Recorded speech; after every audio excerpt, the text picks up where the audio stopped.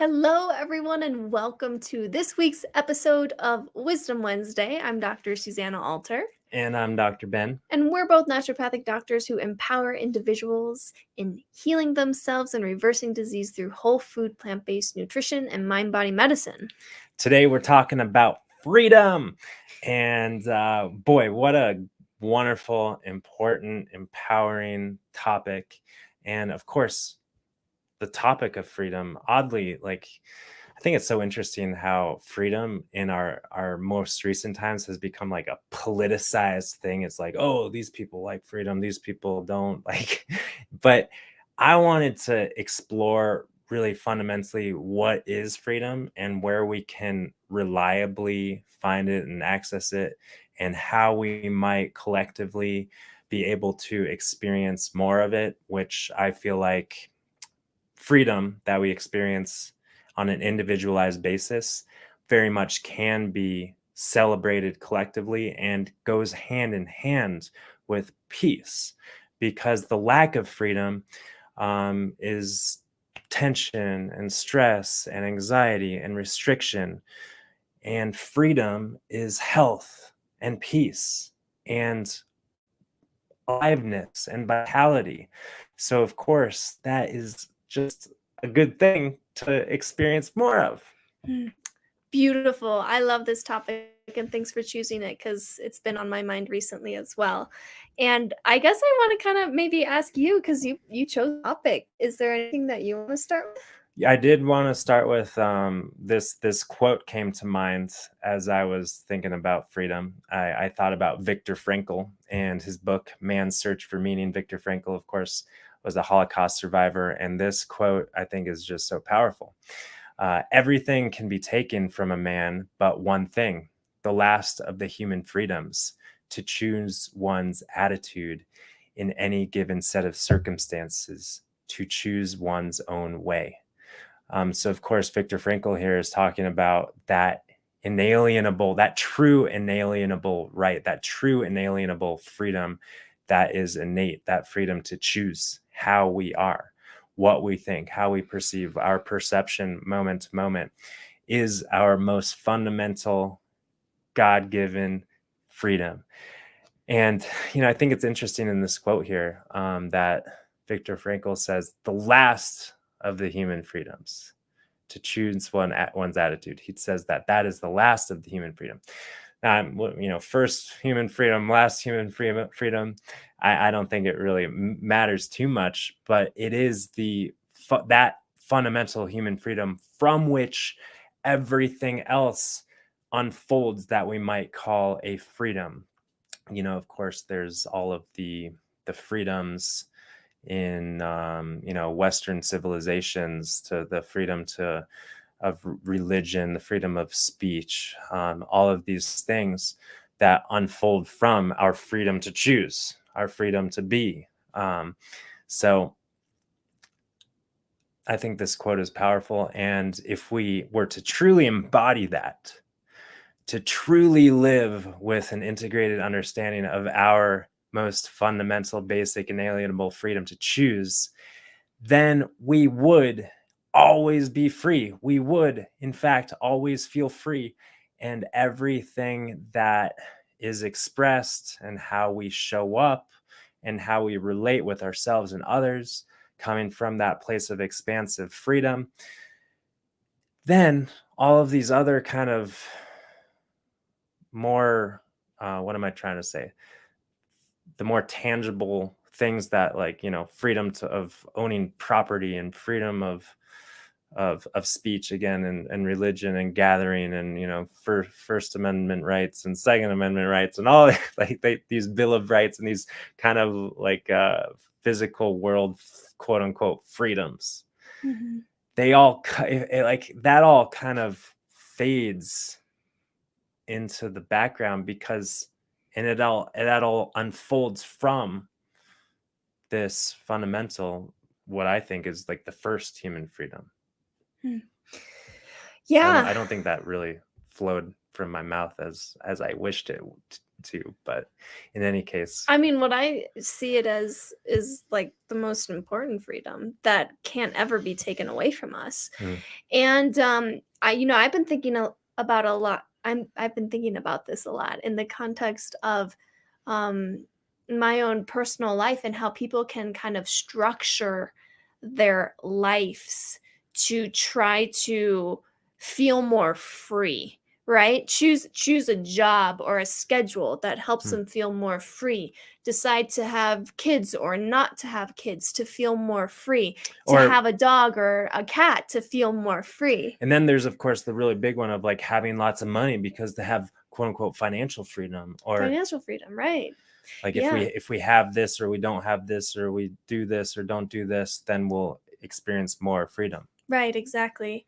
Yeah, and it's funny because I've definitely found myself kind of slipping into the mentality of feeling like, oh, if I want more freedom, like, okay, how can I change something in my life to help me feel more freedom? Or the other night, you and I were talking about kind of a bigger life change, and I remember it brought up this fear in me of like, well, if we do that, then I might not feel as free as I do right now.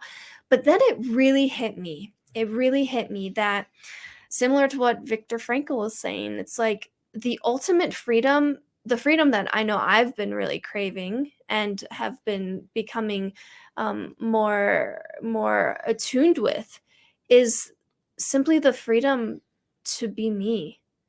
And I think that parallels what Viktor Frankl was saying, the freedom to choose how we are in life, um, how we respond to things and how we show up in life.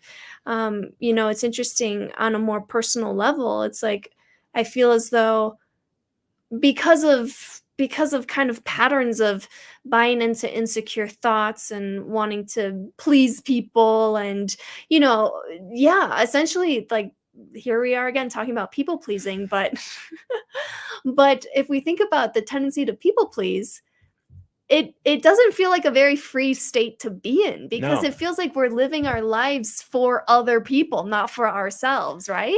as I think about people pleasing, I think about literal, like the visual that comes to mind is literally someone like behind bars, Yes. like in a cage. Mhm. Exactly. And of course that is not freedom. No, but the interesting thing is that cage is made up of nothing other than our thoughts of how we should be and how what we should do to be a good person and whatever. Yeah. But if we see that thoughts are formless energy, that cage can dissolve in an instant.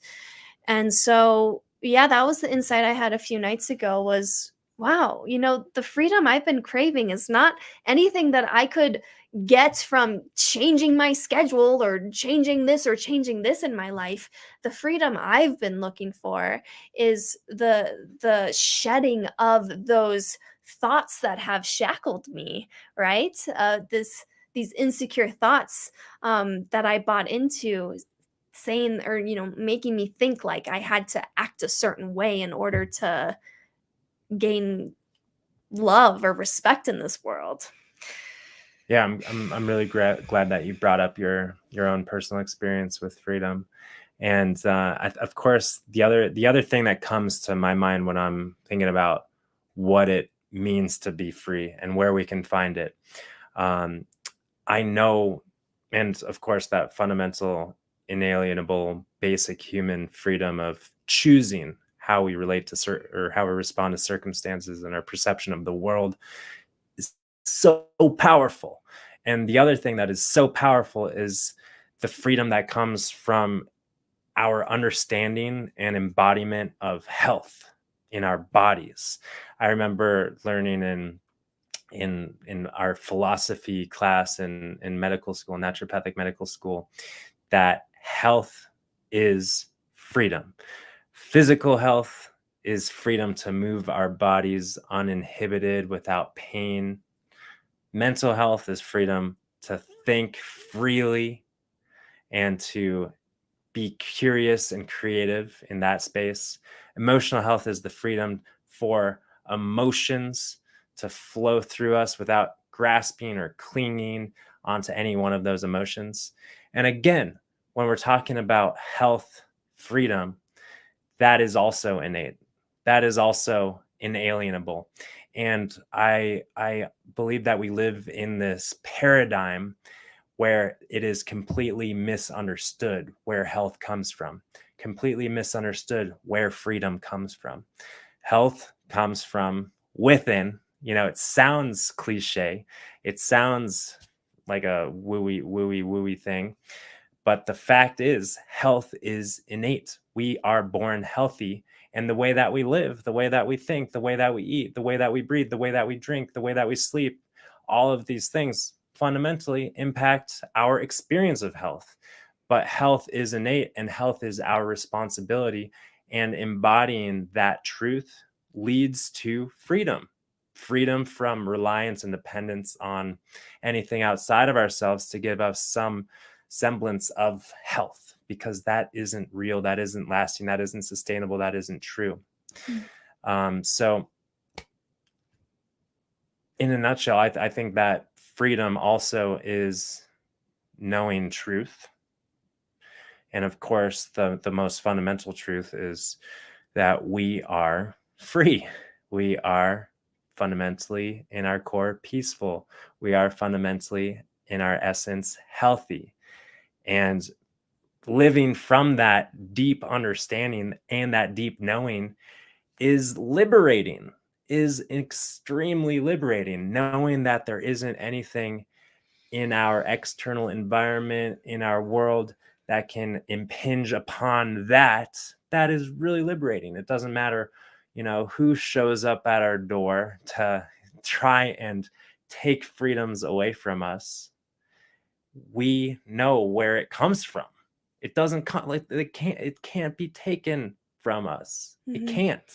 So if we believe that and if we know that, then we are always free.